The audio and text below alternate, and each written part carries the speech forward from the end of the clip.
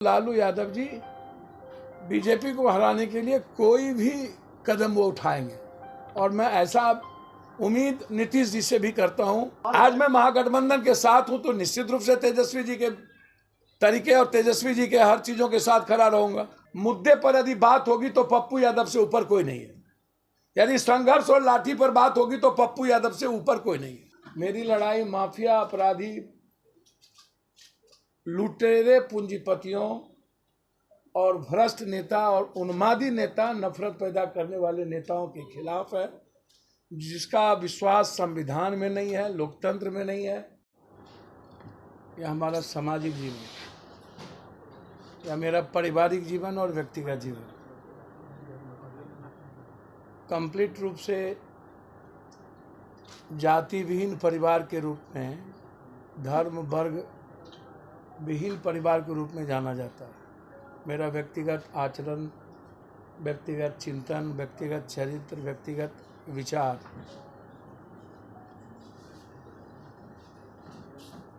सिर्फ व्यक्ति के आर्थिक आज़ादी, व्यक्ति के विचारों की अभिव्यक्ति की स्वतंत्रता, हर जाति वर्ग के जीने के तरीके के साथ खड़े होने की कंप्लीट रूप से मेरा प्रयास। राजनीति और सत्ता के लिए, कुर्सी के लिए, किसी पद के लिए कभी भी किसी जाति, धर्म, वर्ग को का नफरत के आधार पर, गाली के आधार पर या अहंकार या किसी भी तरह की घृणा की दृष्टि से हमने नहीं देखा।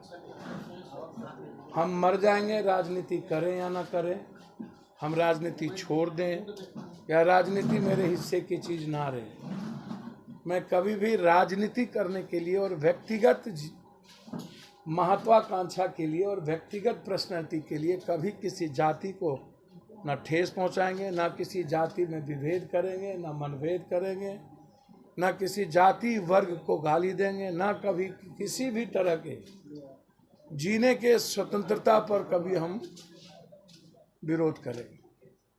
हमारे नज़र में 140 करोड़ लोग, हम एक फैमिली हैं। मेरे नज़र में बिहार सिर्फ बिहारी है। मेरे नज़र में माफिया, अपराधी, दलाल, पूंजीपति एक तरफ, किसान, बेरोजगार यूथ, महिलाएं, लोअर मिडिल क्लास और गरीब तबके के लोग, कमज़ोर और वंचित तबके के लोग एक तरफ। मेरी लड़ाई माफिया, अपराधी, लुटेरे, पूंजीपतियों और भ्रष्ट नेता और उन्मादी नेता, नफरत पैदा करने वाले नेताओं के खिलाफ है, जिसका विश्वास संविधान में नहीं है, लोकतंत्र में नहीं है, जिसका विश्वास किसी ईश्वर में नहीं है, जिसका विश्वास सिर्फ एन केन प्रकारन इंसानियत का कत्ल करके, ख़त्म करके, समाज का कत्ल करके सिर्फ राजनीति और सत्ता हथियाने का है। इसी चाहे वो कोसी, सीमांचल, मिथिलांचल, जहाँ से मेरी राजनीति की शुरुआत हुई, और फिर बिहार के परिप्रेक्ष्य से लेकर देश, सदन से सड़क तक,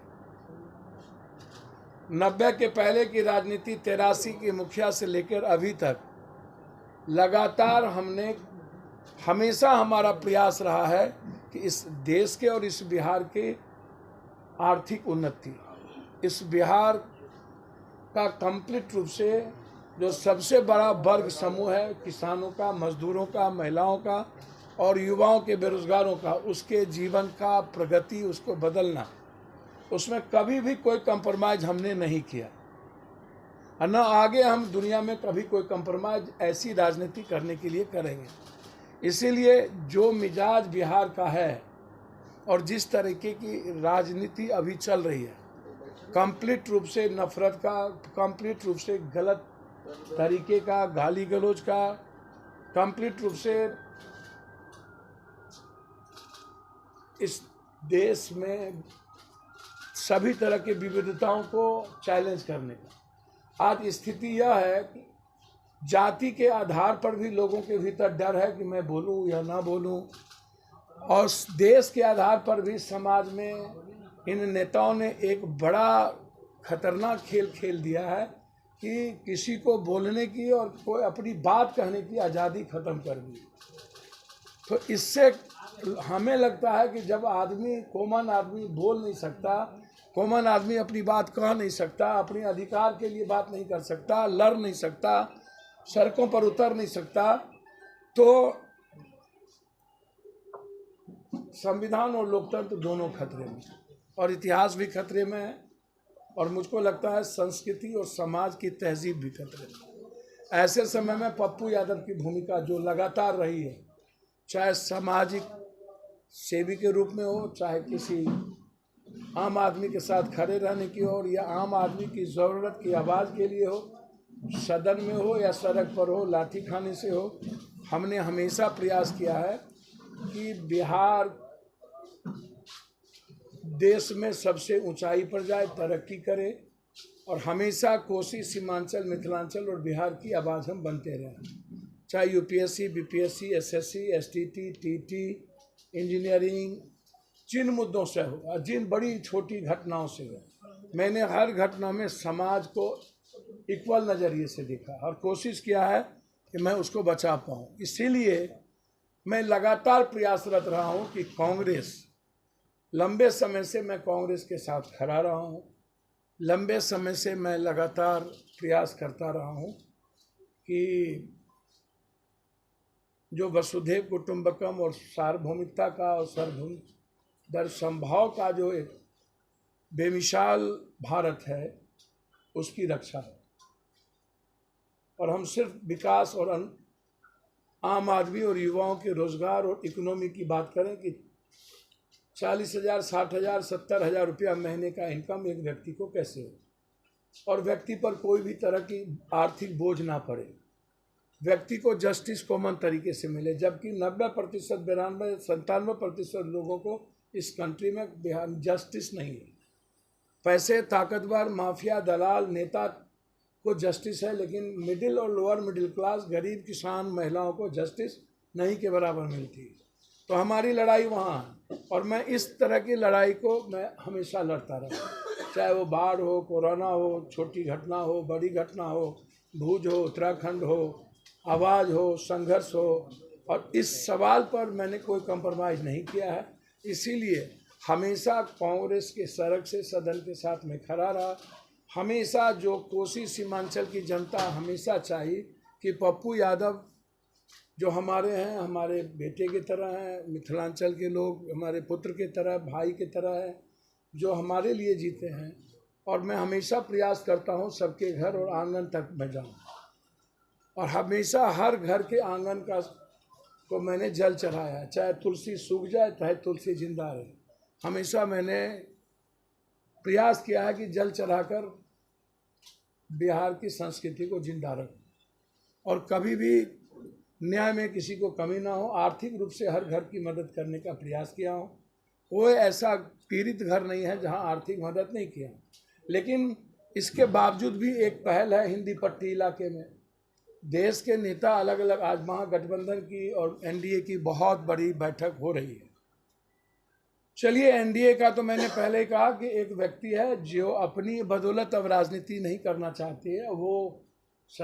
वो पवार हो, अजीत पवार हो, कहीं पर पटेल हो, कहीं मणिपुर हो, कहीं कोई हो, कहीं थूक छटा हुआ व्यक्ति जिसको पार्टी को तोड़ दिया, भगा दिया, कुशवाहा जी हों, चाहे चिराग जी हों, चाहे जिनका हो।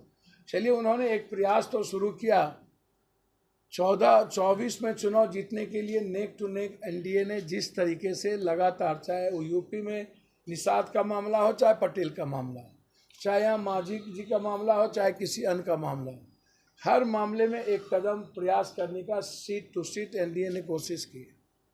मैं हमेशा, चाहे दंगा का मामला हो, और जब भी महागठबंधन पर हमला हुआ, तो पप्पू यादव एक ऐसा छोटा आदमी है, मैंने हमेशा एनडीए और पीएम और बीजेपी पर सबसे ज़्यादा हमला करने की कोशिश हमने की, उसकी गलतियों के खिलाफ। आप मेरा ट्विटर्स देख लें, मैं पुलवामा हुआ 15 को ट्वीट किया करवाया गया, गोधरा हुआ मैंने तब ट्वीट किया करवाया गया, केरला स्टोरी आई तब मैंने कहा कि ये स्टोरी ही गलत है, कश्मीर फाइल आए तब मैंने ट्वीट किया था और बताया कि कश्मीर फाइल में किस चीज़ को जोड़ा गया है। फिर आदि पुरुष आया, मैंने तभी कहा कि ये गाली गलौज उस रामायण के युग में नहीं था जो आज ये हनुमान से गाली दिलवा रहे हैं जो शब्द, जब वो शब्दावली ही नहीं थी तो आज ऐसी गाली कैसे। तो हमेशा मैंने चैलेंज किया है इन गलत तरीके की चीज़ों को। हमेशा मैं महागठबंधन और बिहार के विपक्ष के रूप में मैं हमेशा खड़ा रहा। जब भी कोई बारी आती है तो विपक्ष की भूमिका में 17 साल के बाद बीजेपी पहली बार राजनीति करने के लिए पूरी ताकत लगा के 2000 आदमी नहीं जुटा पाए और SIS को गार्ड को बुलाना पड़ गया और उसके बाद मिर्ची गुर्दी सबका उसको सहारा लेना पड़ गया और उसके बाद उसने डोमिसाइल मुद्दे पर कोई बात नहीं की। तेजस्वी तेजस्वी तेजस्वी तेजस्वी। अब एक व्यक्ति अब मैं लगातार इस मामले में प्रयास किया, पहले भी इन्होंने बैठक की और भी लोगों को बुलाया, मैंने फिर दोबारा आज बैठक हो रही। मुझे लगा कि आखिर जो व्यक्ति सबसे ज़्यादा प्रखर हो NDA के करतूत के खिलाफ, जो व्यक्ति सबसे ज़्यादा प्रखर हो बीजेपी और बीजेपी के नेताओं के कुकर्म और कुकृत्य के खिलाफ, उसके तरीके के खिलाफ, जो कंप्लीट डेमोक्रेसी और आर्थिक आज़ादी के सवाल पर, इंडियन संविधान के सवाल पर और इतिहास के सवाल पर लगातार सबसे ज़्यादा बात रखता हो बिना जाति धर्म के मजहब के। आखिर क्या कारण है कि जब मैंने कई बार लालू जी से भी हम मिले और तब भी ये बात हुई कि तेजस्वी जी बैठेंगे करेंगे, आखिर कौन क्या कारण है। मैंने कई बार कहा कि ये चुनाव 2025 का नहीं है। यदि किन्हीं के मन में यह सवाल है कि 2025 के चुनाव को देखते हुए मैं कोई राजनीति करूं, तो आज जब कांग्रेस ने बड़ा दिल दिखाया है 2000 अपने, चाहे ममता दीदी इतना ज़्यादा परेशान होने के बावजूद कांग्रेसी लोकल इकाई क्या नहीं कहा, तब ममता दीदी साथ में है, लोकल इकाई दिल्ली की क्या नहीं कहा, तब उन्होंने बड़ा दिल दिखाया अरविंद केजरीवाल जी को। आज का तेजस्वी यादव नेता लालू यादव आपको आने देंगे तेजस्वी यादव के रहते हुए? देखिए बार बार मैंने आपको कहा ना, यहाँ तो यादव की है, ना तो राजपूत की है, ना तो साबुद्दीन जी कौन यादव है या और लोग कौन यादव है। अब लालू यादव जी तो बड़े दिल के लोग हैं, उस पर आप चर्चा ना करें। तेजस्वी यादव है, मैं बहुत क्लियर हूँ, लालू यादव जी बीजेपी को हराने के लिए कोई भी कदम वो उठाएंगे और मैं ऐसा उम्मीद नीतीश जी से भी करता हूं कि बीजेपी के साथ रह के नीतीश जी ने कभी अपनी आइडियोलॉजी को, सेकुलरिज्म को, अन्य चीज़ों को अलग नहीं किया। और आज जरूरत है देश में 2024 में एक व्यक्ति के नफरत, उसके अहंकार को ख़त्म करना, अन्यथा 2025 के लायक नहीं बचेंगे। बात रही तेजस्वी यादव जी की, तो मैं तेजस्वी यादव जी से सिर्फ आग्रह ही कर सकता हूँ। मैंने कई बार प्रयास किया बात करने की, बात नहीं हो पाई मेरी। तेजस्वी यादव जी बात करेंगे तब तो मैं जान पाऊंगा तेजस्वी यादव जी क्या चाहते हैं क्या नहीं चाहते। लालू यादव तो तेजस्वी यादव को सीएम बनाने के लिए परेशान है जी। लालू यादव तो तेजस्वी यादव को सीएम बनाने अच्छा, तेजस्वी यादव जी के भाग और भक्त में यदि CM बनना होगा तो पप्पू यादव कहाँ से रोकेंगे? आपको क्यों शामिल करेंगे जब मैं ये क्या कह रहा हूँ कि तेजस्वी जी को CM बनाने से मैं रोकूंगा? किसी को कोई रोक सकता है? 2 बार वो डिप्टी CM रहे कि नहीं? लालू यादव जी 2 बार डिप्टी CM सबको बनाए कि नहीं बनाए? अब आज रागनी को कौन सा लालू यादव जी बना दिया? रागनी ने अपने कैरेक्टर से अपनी चीज़ों को स्थापित कर दिया ना, कि नहीं किया? तो ऐसा नहीं है, कोई किसी को रोक नहीं सकता। वार्ता होगी तेजस्वी जी से तब तो मैं समझ पाऊंगा कि वो क्या चाहते हैं। आज मैं महागठबंधन के साथ हूं तो निश्चित रूप से तेजस्वी जी के तरीके और तेजस्वी जी के हर चीजों के साथ खड़ा रहूंगा। आज आप 2025 का तो मुद्दा है नहीं, 2024 का मुद्दा है। इसलिए एक सवाल है, जिस तरीके से जदयू ने हम पार्टी को अपने में विलय करने की बात की, आगे जाकर अगर इस तरीके से आपको आता है क्या कहेंगे? देखिए मैं बहुत क्लियर हूँ, मैं अपने पार्टी का विलय पहले भी कह चुका हूँ कि किसी कीमत पे नहीं करूँगा। पार्टी का एग्जिस्टेंस तो हमारी आइडियोलॉजी और आइडेंटिटी से है और मैं अपने तरीके से समाज के लिए जीता हूँ।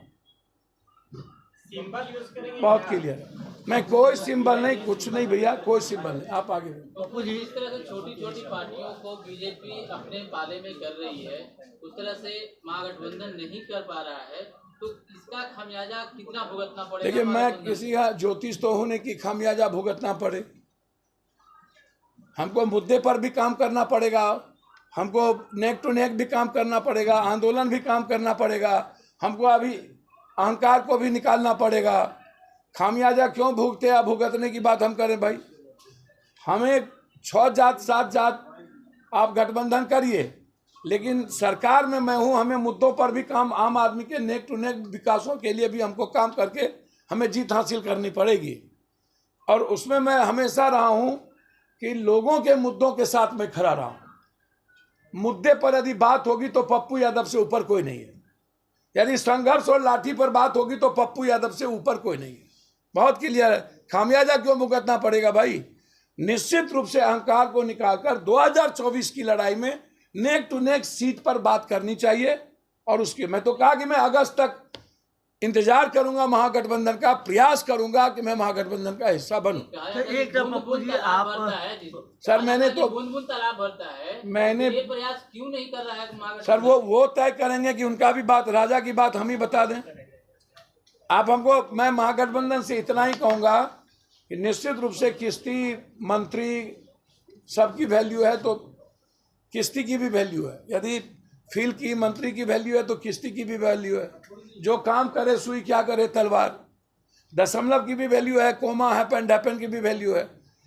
राजनीति में छोटी छोटी ताकतों को साथ लानी पड़ती है, जिसकी आइडियोलॉजी एक समान मिलता है।